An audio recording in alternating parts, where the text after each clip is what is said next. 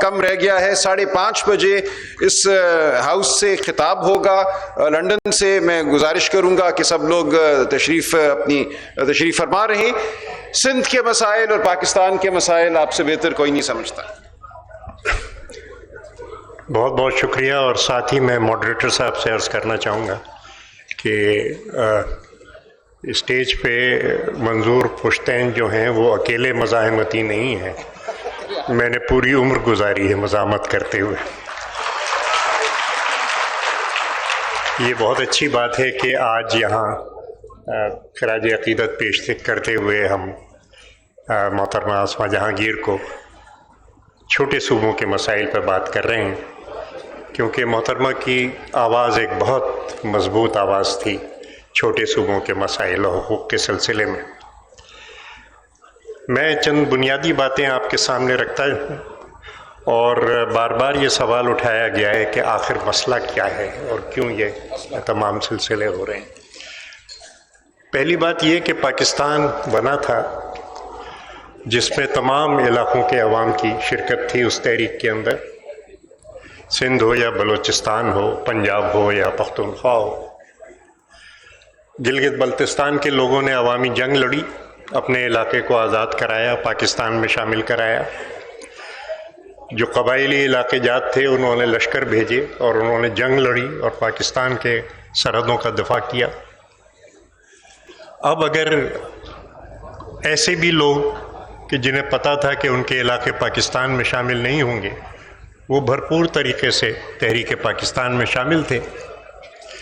اب اگر ہماری کسی بھی آبادی کے حصے کو یہ خیال پیدا ہوتا ہے کہ پاکستان کی پالیسی سازی میں ان کا حصہ مساوی نہیں ہے، یا یہ کہ مرکز کی طرف سے ان پر ظلم کیا جا رہا ہے، تو میں سمجھتا ہوں کہ پاکستان کی فیڈریشن کے استحکام کے لیے یہ انتہائی خطرناک بات ہے، اور اس کو جتنی جلدی صحیح کر لیا جائے اتنا ہی بہتر ہے.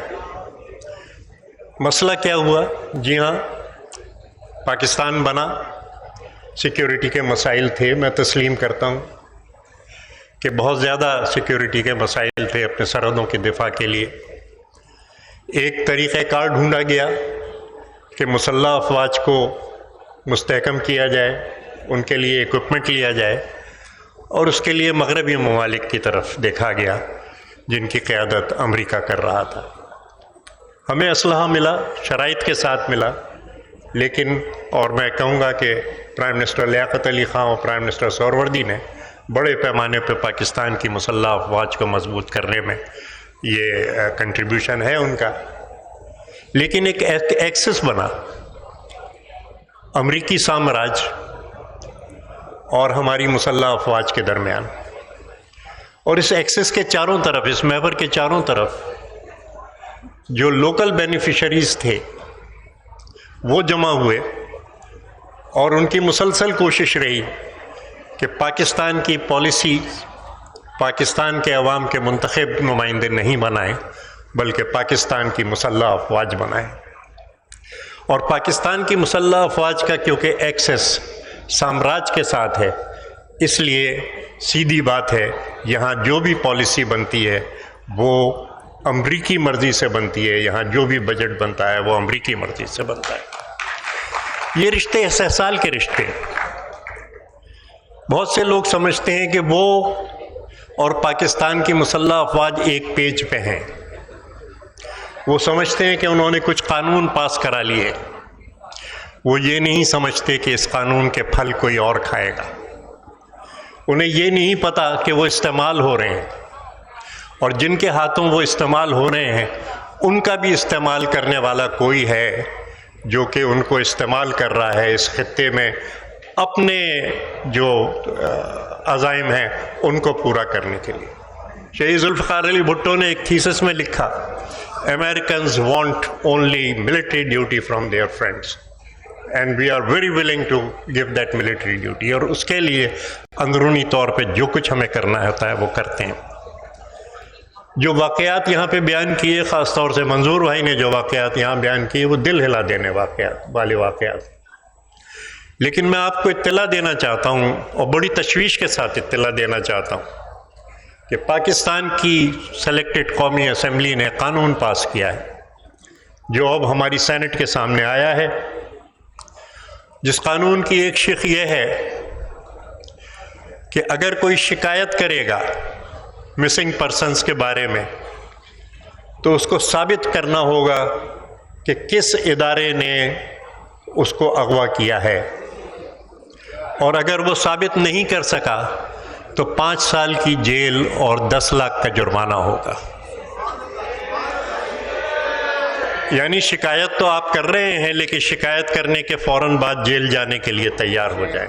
یہ ظلم قانونی طور پہ پاکستان کی پارلیمنٹ کر رہی ہے، اور میں بالکل استدعا کرتا ہوں، ہاتھ جوڑ کے استدعا کرتا ہوں تمام سینیٹر سے کہ وہ حاضر رہیں پوری تعداد کے اندر اور اس ظالمانہ قانون کو پاس نہ ہونے دیں اور اس کو اٹھا کے پھینکیں، پھر جوائنٹ سیشن کے اندر جو بھی ہوتا ہے وہ ہوتا ہے۔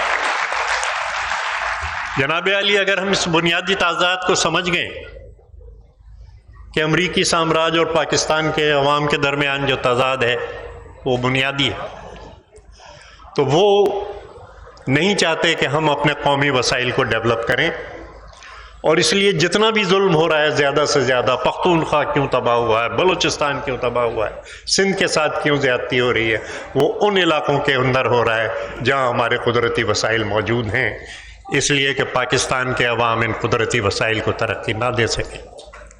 اور جب ترقی دی جاتی ہے تو میں عرض کروں کہ بھرپور مخالفت کی گئی تھرکول کے منصوبے کی۔ اب ہم 3rd فیز شروع کر رہے ہیں۔ اس 3rd فیز کے بعد کوئلے کی پیداوار جو ہو رہی ہے اس کا ریٹ $27 فی ٹن آ رہا ہے۔ جو امپورٹڈ کول ہے اس کی کراچی پہ لینڈڈ پرائس اس وقت $280 ہے فی ٹن، 1 اور 10 کا فرق ہے۔ جس وقت ہم پاک ایران معاہدہ کرتے ہیں تو کوئی سفیر آ کے کہتا ہے mister president this can cost you your presidency, اور اس منصوبے کو ختم کر دیا جاتا ہے۔ ہم $8 یا $9 کے بجائے ہم $30 کے اوپر LNG خرید رہے ہیں، صرف اس لیے کہ امریکی سامراج جو ہے وہ ہمارے لیے خطرہ بنا ہوا ہے اور ہمیں اس کی ڈکٹیشن کے اوپر چلنا ہے۔ جناب علی، بہت سے مسائل ہیں اور وہ مسائل الجھتے جا رہے ہیں۔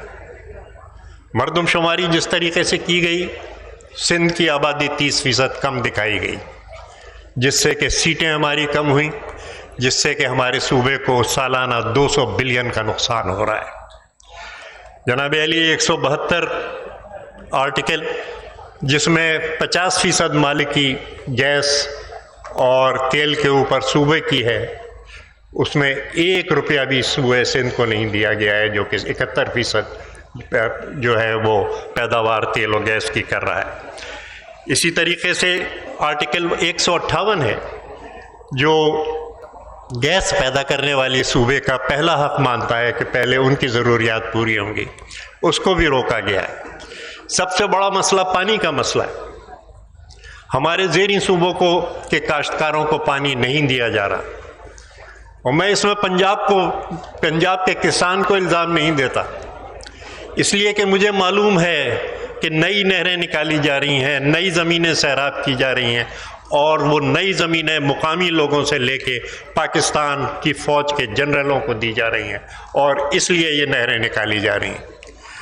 جو گریٹر تھل کینال نکالی گئی ہے جس علاقے میں، اس میں زیر زمین پانی 95% میٹھا پانی ہے، اس پانی کے ریسورس کو نہیں آگے بڑھایا جا رہا اور پنجاب کے کسان کو فائدہ نہیں دیا جا رہا۔ کچھ جنرل ہیں جنہیں کہ نہری پانی چاہیے اور ان کی زمینیں وہاں پہ ہیں۔ میں نے تو ایک دفعہ اپنی حکومت سے کہا تھا کہ جنرلوں کو زیریں سندھ کے اندر زمین دے دیجئے تو پانی آتا رہے گا یہاں بھی۔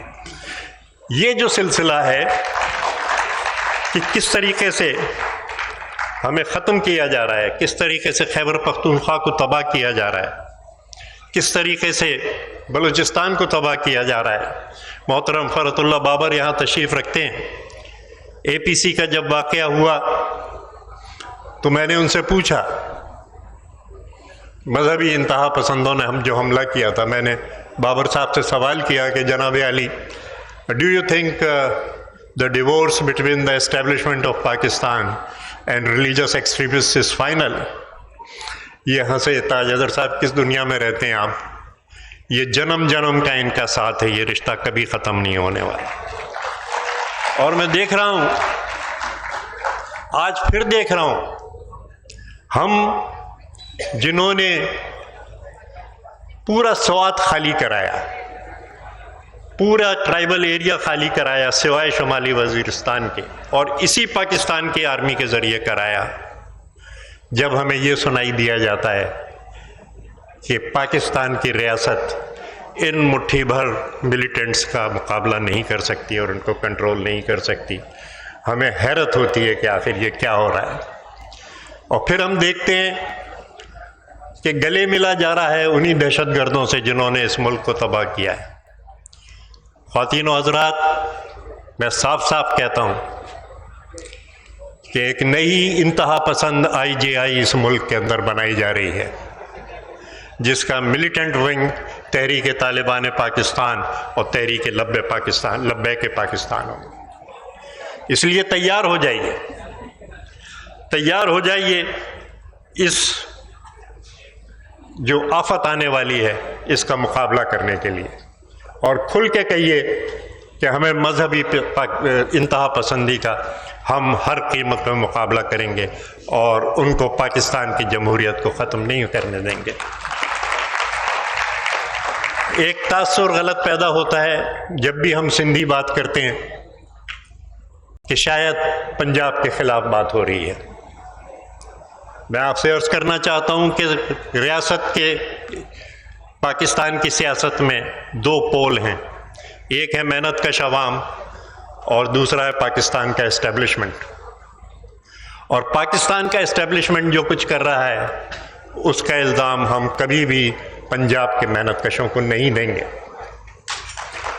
میں جانتا ہوں کہ جب بھی یہاں ترقی پسند تحریک آگے بڑھی ہے، بھگت سنگھ یہیں سے پیدا ہوا، انڈین نیشنل آرمی پنجاب نے بنائی، ذوالفقار علی بھٹو کی ترقی پسند تحریک کو پنجاب نے سپورٹ دی۔ لیکن جب یہ ہوا ہے تو مذہبی انتہا پسندی کو آگے بڑھایا گیا ہے اور لوگوں کو تقسیم کیا گیا ہے، اور جو اس وقت پنجاب میں ہو رہا ہے وہ اسی وجہ سے ہو رہا ہے کہ یہاں ترقی پسندوں کو اور محنت کشوں کو کچلا جائے اور ان کی آواز کو نہ سنایا جائے۔ مجھے پورا اعتماد ہے عوام کا سیاسی شعور بڑھ رہا ہے۔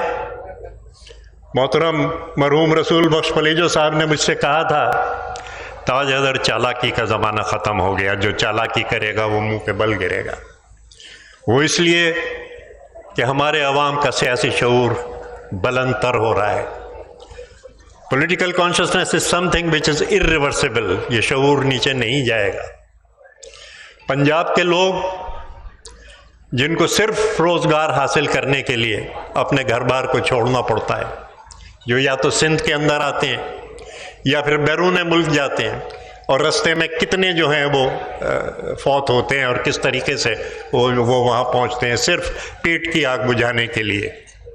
میں سمجھتا ہوں کہ وہ اس بات کو جانتے ہیں کہ کس طریقے سے ان کا استحصال ہو رہا ہے اور کس طریقے سے باقی صوبوں کے غریبوں کا استحصال ہو رہا ہے۔ اور میں اس اعتماد کے ساتھ آج اپنی بات ختم کر رہا ہوں کہ پنجاب کا محنت کش اٹھے گا، متحد ہو کے اٹھے گا، آواز اٹھائے گا اس ظلم کے خلاف جو خیبر پختونخوا میں ہو رہا ہے، جو بلوچستان میں ہو رہا ہے، جو سندھ میں حق تلفیاں ہو رہی ہیں۔ مجھے اعتماد ہے کہ ہم سب کندھے سے کندھا ملا کے جد و جہد کریں گے اور امریکی سامراج اور ان کے جو مقامی ایجنٹ ہیں ان کی حکمرانی اس ملک سے ختم کریں گے۔ اس ملک کی پالیسی عوام اور عوام کے منتخب ادارے تشکیل دیں گے۔ شکریہ جناب۔ بہت شکریہ۔ نیلسن منڈیلا نے کہا تھا، انجسٹس اینی ویئر